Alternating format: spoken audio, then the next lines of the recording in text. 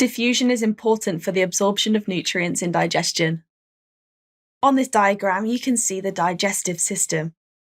This is made up of many organs, for example, the stomach, the liver, and the intestines. Your GCSE Biology course assumes that you have knowledge of the digestive system studied in Key Stage 3 science. So can you remember where nutrients are absorbed in the digestive system? Nutrients such as glucose are mostly absorbed in the small intestine. On this diagram, the small intestine is this part just here. The more squiggly, darker pink lines. Going around the outside of the small intestine is the large intestine. The large intestine is larger in diameter than the small intestine, and it takes more of a straight path through the body. For the exam, it's important that you're able to explain how the small intestine is adapted for absorbing nutrients from the food we eat. So, how are the intestines specialised for diffusion? The small intestine is lined with millions of finger-like projections called villi. Villi is plural. If we're talking about just one, then we use the word villus. The villi have a thin outer membrane that provides a short diffusion path, and they create a larger surface area to volume ratio for diffusion. The villi have an efficient blood supply to maintain the concentration gradient for diffusion. These branched structures inside the villi are capillaries. These allow the exchange of molecules between the blood and the body's cells, with the molecules diffusing across their walls. Now, fresh blood is constantly being brought to the intestine from the tissues and then pumped away again to the tissues. The blood going away from the intestines to the tissues will be full of nutrients that are needed for respiration.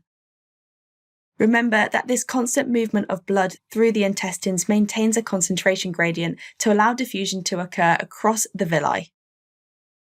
It's important that you know how the small intestine is adapted. Remember, the villi give it a large surface area and have a thin membrane and efficient blood supply to improve diffusion. Now let's have a look at how diffusion takes place in the small intestine. After eating, glucose is in a high concentration in the lumen of the small intestine. The lumen is just the hollow space inside of the small intestine. These structures here should be familiar to you now. These are the villi. Beneath the villi, you can see the blood supply.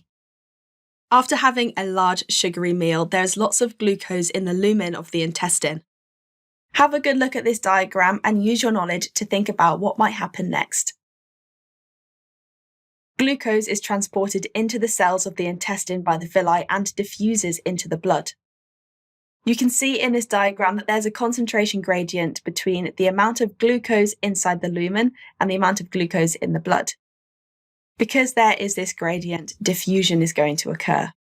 Remember, diffusion occurs down a concentration gradient, so the glucose molecules are going to move this way into the blood. Blood flow carries the glucose away, which maintains that concentration gradient across the villi. Let's have a look at that whole process one more time. So now we know about how diffusion occurs in the intestines. Can you think about where this glucose is then transported? Glucose is transported in the blood from the intestines to respiring tissues and organs. So we have a high concentration of glucose in the intestine, which is about here on the body. However, there's a lower concentration of glucose elsewhere in the body. This means that the nutrients absorbed from food in the intestine will diffuse down their concentration gradient into these respiring tissues elsewhere in the body. Thanks for watching. If you want to take your GCSE revision to the next level, head over to launchpadlearning.com and check out our smart learning platform that's been designed to get you top results in your exams. We cover your whole specification and make revision fun with interactive quizzes, easy to follow videos and more.